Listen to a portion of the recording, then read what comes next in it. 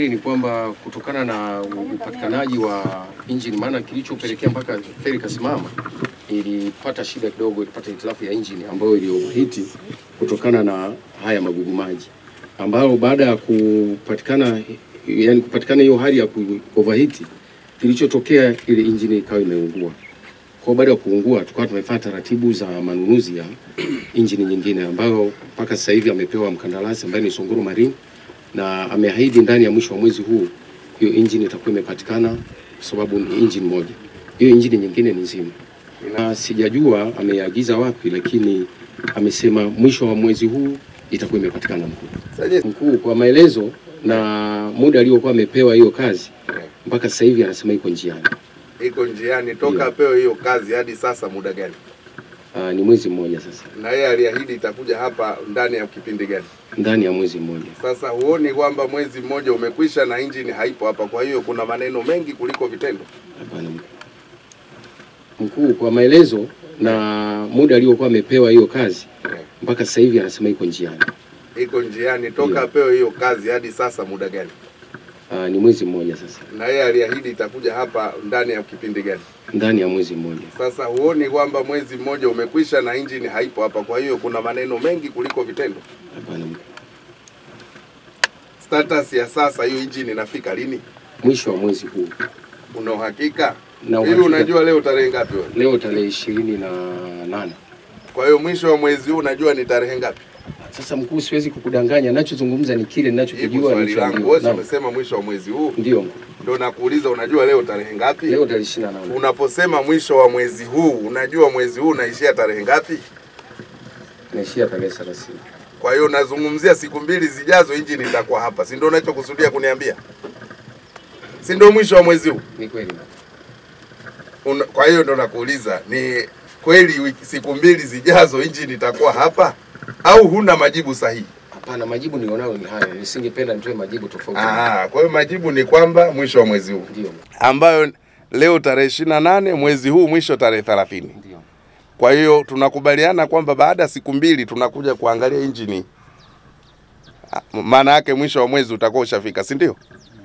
Mkuu, baada ya hapa, baada ya tukio hili, na mimi nalazimika kwenda kwa mkandarasi kulingana na kile alichokuwa amekiahidi, kupata majibu halisi ya kwamba wewe mara ya mwisho nyinyi TEMESA mmeongea na mkandarasi akiwaambia injini inakuja lini? Mara ya mwisho mmeongea na lini? Ilikuwa ni tarehe 15. Tarehe 15. Ndio. Zishapita zaidi ya wiki 3, sio wiki 2. Wiki 2. Kwa hiyo sisi tunataka majibu ya uhakika. Injini inakuja lini na itatumia muda gani kufungwa ili kivuko kifanye kazi. Wananchi huwa hawataki hayo maneno na propaganda. Ndio. Wameshachoka nayo. Kwa sababu eneo hili linakuwa na changamoto kubwa sana ya usafiri. Na mimi kwa bahati mbaya ukitaka kibali kupita kwenye daraja la muda lazima umpigie mkuu wa mkoa. Sasa mimi nimegeuka kama secretary wa Wizara ya Ujenzi. Kila mtu anayekwama, mkuu wa mkoa tumekwama hapa. Mkuu wa mkoa, sasa nikuulize wewe unataka mimi niendelee kuwa secretary wa Wizara ya Ujenzi? Hapana. Ingekuwa wewe kupokea simu 100 kwa siku kuhusiana na hapa ungependa? Sio vizuri. Kwa hiyo nyinyi watu wa Wizara ya Ujenzi fanyeni kazi yenu. Sawa. Watu hawataki tena maneno. Ndio. Lakini pia Mheshimiwa Waziri Mkuu aliagiza hapa meli ije ya Wizara ya Uvuvi. Ndio. Pengine hizi kazi zinazofanywa na hizi boti ndogo ndogo zingeweza kufanywa na meli kubwa kwa muda mfupi. Sasa ndio maana nimeuliza yule mtu wa uvuvi yuko wapi? Atuonyeshe meli iko wapi. Kwa sababu hayo ndio maelekezo ya Mheshimiwa Waziri Mkuu. Lakini solution ya kudumu hapa kama ambavyo unaona hawa vijana, mimi nawapongeza sana kwa kazi mzuri wanaoifanya. Hongereni sana. Lakini wanaolipa hawa vijana ni idara gani, taasisi gani? Bonde. Kwa siku mnatumia shilingi ngapi kuwalipa posho na uendeshaji, operation cost? Milioni 2. Kwa siku 10 ni shilingi ngapi? Milioni 20. Kwa siku 20 ni shilingi ngapi? Kwa siku 30 ni shilingi ngapi? Pengine milioni 60 ingeweza kutosha hata milioni 10 kuweka mafuta hiyo meli kubwa ingeweza kufagia hapa kwa muda mfupi. Kwa hiyo bado ninatoa wito kwa Wizara ya Uvuvi kuzingatia maelekezo ya Mheshimiwa Waziri Mkuu. Lakini pia Wizara ya Ujenzi, ninajua mawaziri hawa ni watu makini kabisa. Dr. Shatu ninamfahamu, ni mtu mwelewa, makini. Ninaamini maagizo ya Mheshimiwa Waziri Mkuu yatatekelezwa. Lakini pia Wizara ya Ujenzi, ninaamini hiki kivuko kitarudi kufanya kazi yake kama kawaida. Mheshimiwa Ulega ninaamini ni mtu hodari na amekuwa siku zote mstari wa mbele kuhakikisha kwamba changamoto ya hapa inatatuliwa.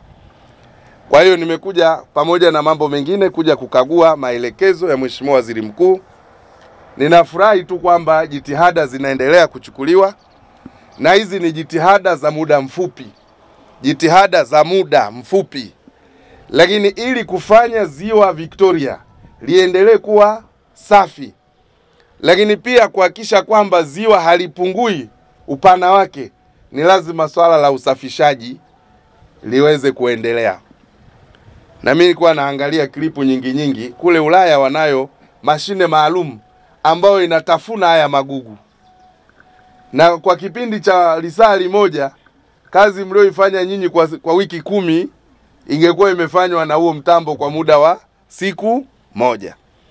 Kwa hiyo tunaishukuru serikali, tunamshukuru Mheshimiwa Waziri Mkuu kwa kuelekeza kwamba Wizara ya Fedha itoe fedha shilingi bilioni 3 kwa ajili ya kuimarisha huduma katika Ziwa Victoria.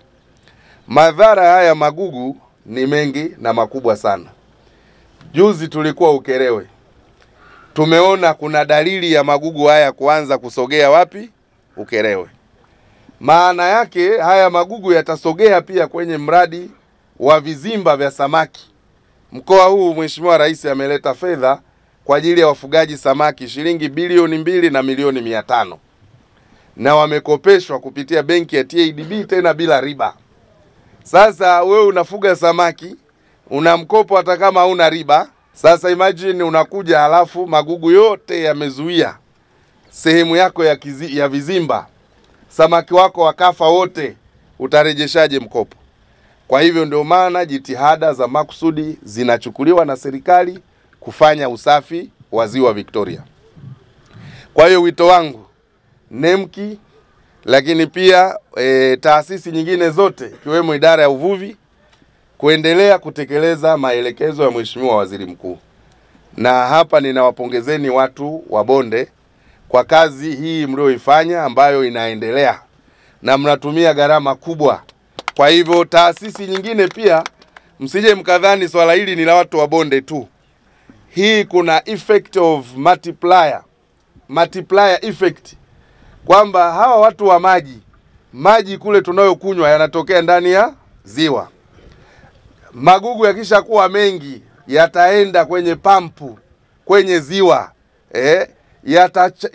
ile injini inayosukuma maji na yenyewe itaingiliwa na magugu, yenyewe pia itaanza kuwa kama kivuko chetu, ita collapse. Kwa hiyo watu wa maji, kutakuwa na changamoto ya maji kwenye mkoa wa Mwanza. Lakini wavuvi, vizimba vimo humu, ni Wizara ya Uvuvi.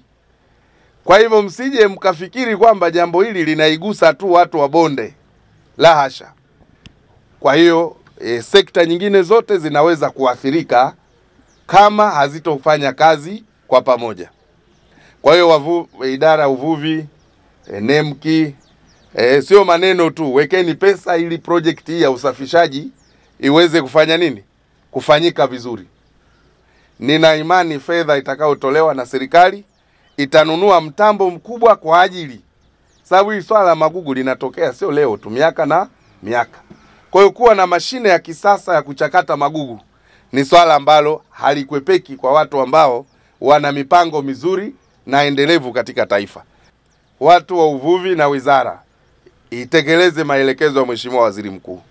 Wito wangu, ile feri tulishakubaliana na wizara, ni lazima injini ije ifungwe kwa wakati ili utoaji wa huduma hapa uendelee kama ulivyokuwa. Na hii barabara, hii daraja wakati wote ile tunaelekea kukamilisha. Kati ya mwezi huu siku chache zilizobaki, lakini mwezi unaofuata hautaisha, tayari swala la barabara hii itakuwa limekamilika. Kwa hiyo changamoto ya usafiri hapa Kigongo Busisi itakuwa imekwisha. Na tumeshakubaliana na watu wa TEMESA kwamba hizi feri 3 ambazo zinafanya kazi hapa tutazigawa katika maeneo mengine ya mkoa wa Mwanza. Moja tutapeleka kule Ukerewe, na tuliyasema haya mbele ya Mheshimiwa Waziri Mkuu wa Jamhuri ya Muungano wa Tanzania.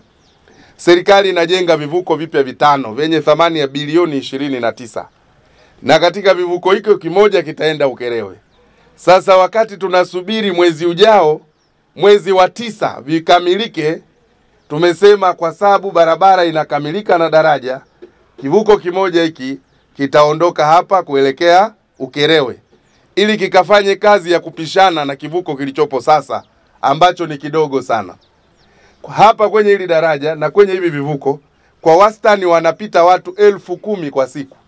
Lakini pia tunapitisha zaidi ya magari 3,000 kwa siku. Kwa hiyo kukamilika kwa daraja itakuwa ndio mkombozi mkubwa wa usafiri na usafirishaji kupitia daraja la Kigongo Busisi, ambalo serikali imewekeza fedha shilingi bilioni 600.